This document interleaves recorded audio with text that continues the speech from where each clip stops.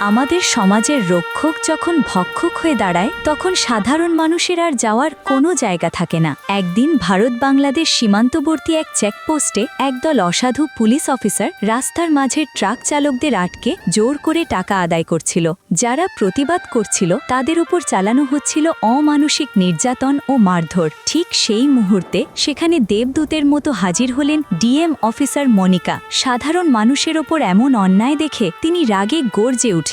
তিনি সেই অসাধু পুলিশ কর্মকর্তাদের হাতে নাতে ধরলেন এবং তৎক্ষণাৎ কঠোর শাস্তির ব্যবস্থা করলেন। মনিকা সবাইকে মনে করিয়ে দিলেন যে পুলিশের পোশাক আপনাকে ক্ষমতা দিলেও সেই ক্ষমতার অপব্যবহার করার কোনো অধিকার দেয় না। অন্যায়ের বিরুদ্ধে এমন আপোষহীন অবস্থানই সাধারণ মানুষের মনে প্রশাসনের প্রতি আস্থা ফিরিয়ে আনে। কিন্তু আমার কষ্ট একটাই, তোমরা লাইক কমেন্ট শেয়ার করো না। আমাকে ভালোবাসলে ভিডিওটি শেয়ার করো।